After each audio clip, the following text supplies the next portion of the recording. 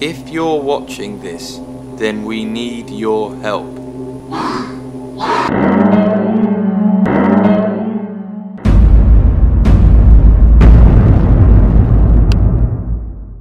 Hai, kamu apa kabar? Pasti baik-baik aja kan? Kenalin, aku Elprana. Beberapa saat terakhir ini ada banyak banget dari kamu yang ingin Elprana membahas mengenai keanehan film anak-anak berjudul Don't Hug Me I'm Scared, atau biasa disingkat sebagai DHMIS. Film anak-anak ini merupakan web series bergenre surrealis horror komedi yang diproduksi oleh sinematografer dari Britania Raya bernama Becky dan Joseph. Mereka berdua mencoba untuk merancang sebuah kisah unik mengenai dunia anak dalam sudut pandang yang lebih mengerikan, penuh kekerasan dan berdarah-darah. Wah, mengerikan sekali ya. Dapat dikatakan film ini tidak cocok untuk anak-anak karena memang ditujukan untuk orang dewasa. Tapi kalau kamu penasaran, coba deh sempatkan diri untuk nonton di channel YouTube-nya Don't Hug Me I'm Scared. Dijamin kamu pasti bakalan merinding karena memang alur ceritanya sangat absurd dan mengerikan. Jika kita melihat dengan seksama, film Don't Hug Me I'm Scared ini terlihat cukup mirip dengan konsep yang ditampilkan dalam pertunjukan boneka Sesame Street. Tapi versi yang ini digambarkan dengan lebih menyeramkan.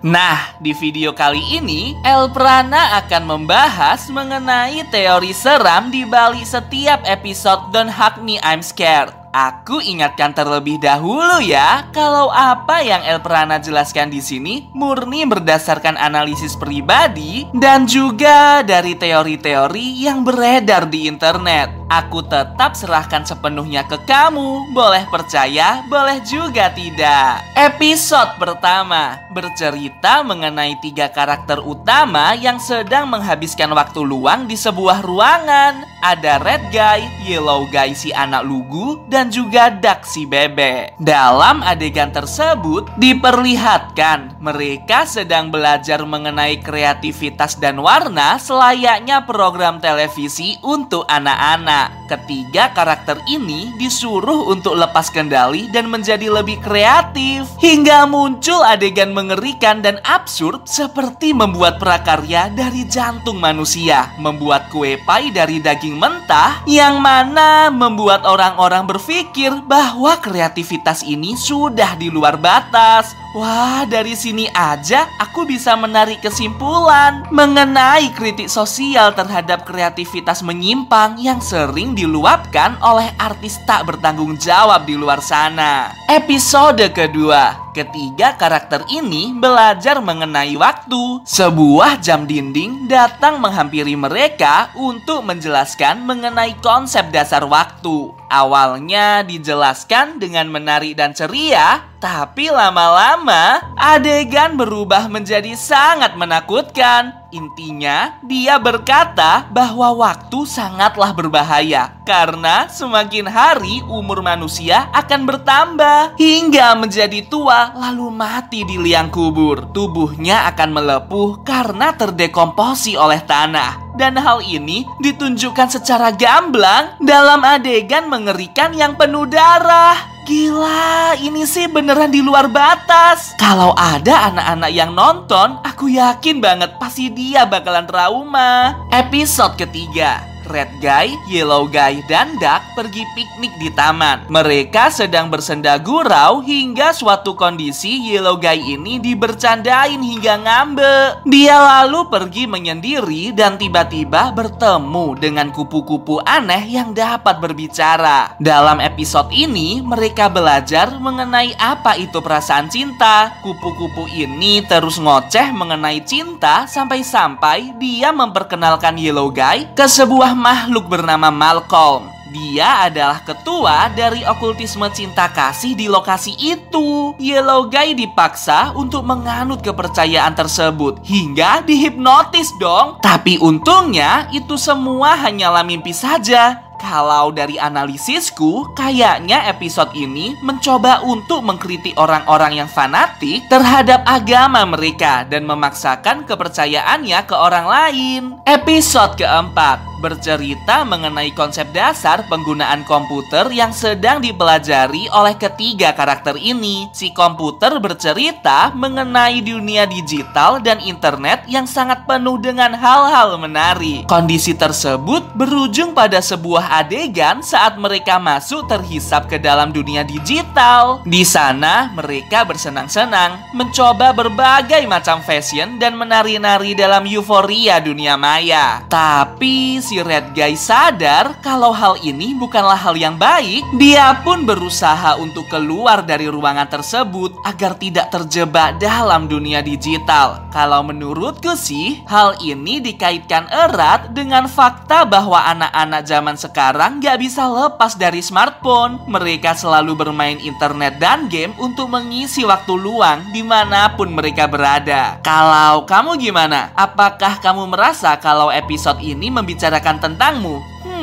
Episode kelima. Hanya ada dua karakter yang muncul secara langsung. Yellow Guy dan Duck sedang belajar mengenai apa itu makanan sehat. Karakter pendukung dalam episode ini menjelaskan bahwa diet sehat seimbang mulai ditinggalkan. Semakin lama, penjelasan semakin nyeleneh dengan cuplikan mengerikan mengenai organ tubuh manusia yang tidak semestinya. Dalam adegan ini juga sempat terlihat Duck ditelepon oleh seseorang hingga 2 kali di setiap sesi. Pada saat mendekati akhir cerita, tiba-tiba Duck diserang dan muncul dalam sebuah ruang operasi. Dia melihat ada sebuah karakter yang sedang memakan organ dalamnya hidup-hidup. Ia dilihatkan secara gamblang, usus, jantung, dan liver karakter ini. Kemudian muncul juga sebuah cuplikan karakter Yellow Guy sedang memakan Duck di atas meja makan, mengakhiri sesi pelajaran makanan sehat dalam episode ini. Wah, serem banget ya. Episode ke-6. Setelah kupelajari dengan seksama, episode ini akan menjawab seluruh rasa penasaranmu mengenai konsep dasar penciptaan Don't Hug Me I'm Scared dan seluruh teori yang terkandung di dalamnya. Dalam episode ini, terlihat Yellow Guy sedang bermimpi buruk. Mungkin dia merasa bersalah karena sudah memakan Duck di episode sebelumnya. Kemudian, ada juga adegan Red Guy yang sedang menyanyi di sebuah pertunjukan kafe. Semua cuplikan ini berhubungan satu sama lain. Ternyata, berdasarkan analisisku, ada karakter lain yang cukup sering muncul di dalam film. Dia adalah Roy. Dikenal sebagai ayah dari Yellow Guy dan bekerja sebagai petani. Terlihat ada banyak sekali properti bernamakan Roy di setiap episode yang muncul. Berdasarkan teori-teori yang beredar, karakter Roy ini diibaratkan sebagai pemegang kuasa yang mendanai program televisi di kehidupan nyata. Sedangkan Red Guy adalah artis atau content creator yang ingin menunjukkan karya-karyanya. Karena Roy tertarik dengan bakat Red Guy, dia pun mendanai film ini dengan catatan namanya harus muncul sebagai pemegang sponsor dalam filmnya. Jadi, episode pertama sampai episode kelima itu semuanya adalah karya Red Guy yang disiarkan dengan bantuan dana dari Roy. Yellow Guy yang dari awal episode terlihat sangat kaku, ternyata representasi dari kekuasaan licik sang ayah yang ingin memasukkan anaknya ke dalam dunia hiburan. Walau sebenarnya dia tidak memiliki bakat apa-apa. Kemudian Duck diibaratkan sebagai artis profesional yang selalu dimanfaatkan oleh televisi untuk menaikkan rating. Dibuktikan dengan episode kelima saat dia menerima telepon, dia tuh sedang diperingatkan oleh Red Guy yang ada di luar untuk kabur dari rumah itu dan berhenti menjual dirinya ke Roy. Maksudnya menjual bakatnya ke televisi. Karena Roy yang adalah representasi dari televisi hanya ingin memanfaatkan Duck dalam malah menghasilkan uang yang banyak dan menaikkan rating saja. Setelah Duck sadar dan mencoba kabur, dia lalu ditangkap untuk dimakan oleh Yellow Guy. Gila, kejam banget. Setelah kematiannya itu, dalam episode ke-6,